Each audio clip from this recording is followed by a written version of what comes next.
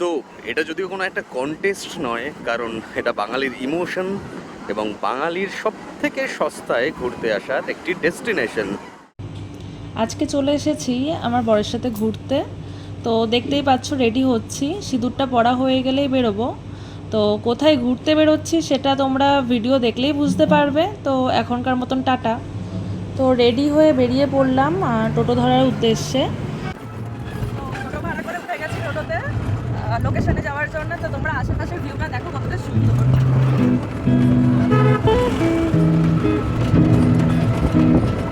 এখান থেকে ভিডিওর ভয়েস ওভারটা একটু আমি আমার দিকে শিফট করছি। আমি রিয়ার বর। তো এসছি কোন জায়গায়, অনেকে যারা এসব জায়গায় ঘুরতে আসো তারা কিছুটা হলেও বুঝতে পারছো। হ্যাঁ,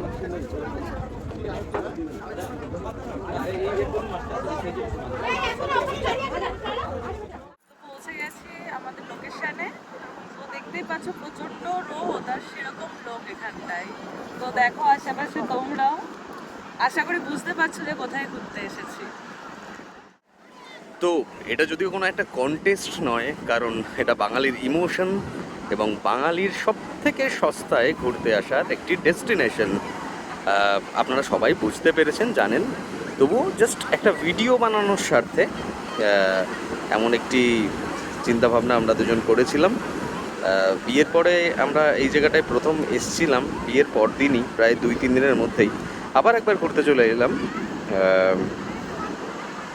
প্রচুর লোক আছে এখন, অনেক লোক, অনেক গরম, কিন্তু গরমকে তোয়াক্কা না করেই মানুষ ভিড় করছে, দেখতেই পাচ্ছ। একবার তোমাদের ঘুরিয়ে দেখিয়ে দিই।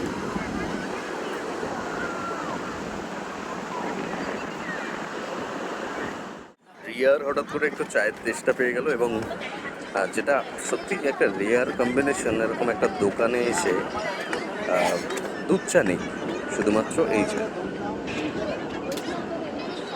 আদা চা রয়েছে, তাও লিকার, এবং তবুও কাস্টমার কিন্তু আছে, অনেক কাস্টমার আছে। আমি ক্যামেরা করছি না। দোকানদার দাদা লুচি, তরকারি, ঘুগনি এগুলোও বিক্রি করছে। লুচি গরম গরম সার্ভ হচ্ছে, তাছাড়াও লিকার চা।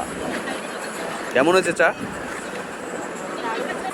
তো রিয়া চা খাওয়া হয়ে গেলে আমরা বেরিয়ে পড়েছিলাম এখানকার লোকাল মার্কেটের উদ্দেশ্যে। গাড়িটা রিজার্ভ করেছিলাম, তাই 100 টাকা নিয়েছিল, কিন্তু শেয়ার করে গেলে মাথা পিছু 20 টাকা করে দিলেই নিয়ে যাবে। লোকেশন থেকে ফিরে আসার পরে আমাদের মনে হলো আমরা দ্বিতীয় আরেকটা লোকেশনে যাব এবং ব্রেকফাস্টও করব। তার আগে দুপুরে লাঞ্চে দেশি মুরগি খাওয়ার ইচ্ছে ছিল, রিয়ারও ছিল, আমারও ছিল, তাই একটা দেশি মুরগির দোকানে চলেছি। দেখো সামনেই বসে রয়েছে। পছন্দ করো কোনটা নেবে? তা মাংসটা রান্না করতে দিয়ে আমরা দ্বিতীয় লোকেশনে চলে যাব। তোমাদের দেখাতে থাকবো এই ছোট্ট ভিডিওর মাধ্যমে সমস্ত ডিটেলস। মাংস কেনা হয়ে গেছে, এবার মাংস রান্না করতে দেওয়ার পালা। এখানে প্রচুর রান্না করার দোকান, তার মধ্যে যে কোনো একজনকে বেছে নিতে হবে। এটা যদিও লাখের ব্যাপার, আমি কাউকে ব্যক্তিগতভাবে রেকমেন্ড করবো না। যাকে দিয়ে এখানে আসলে ঘুরতে আসলে যাকে দিয়ে রান্না করাই, তার দোকানটা আজকে আনফর্চুনেটলি বন্ধ। দেখা যাক। আমি রিয়াকে বাছার দায়িত্বটা দিয়েছি, এখানেই তো।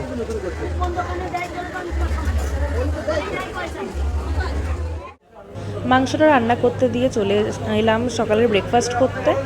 তো ওর জন্য আলুর পরোটা নেওয়া হলো। প্রথমে আমি ওকে বলেছিলাম ভাত নেওয়ার জন্যে, কিন্তু ও বললো আলুর পরোটা নেবে। আর আমি রেস্টুরেন্টে গেলে আগে ধোসাটাই পছন্দ করি, যেহেতু বাড়িতে তো সচরাচর খাওয়া হয় না। তো ও নিয়েছিল যে আলুর পরোটা, কিন্তু শেষ পর্যন্ত আলুর পরোটা পুরো শেষ করতে পারেনি। মাংস নিয়ে চলে আসলাম, রেডি হয়ে গেছে মাংসটা। বাইরেটা গরম করেছে আর বাইরে থাকা যাচ্ছে না, আবার রুমে যেতে হবে।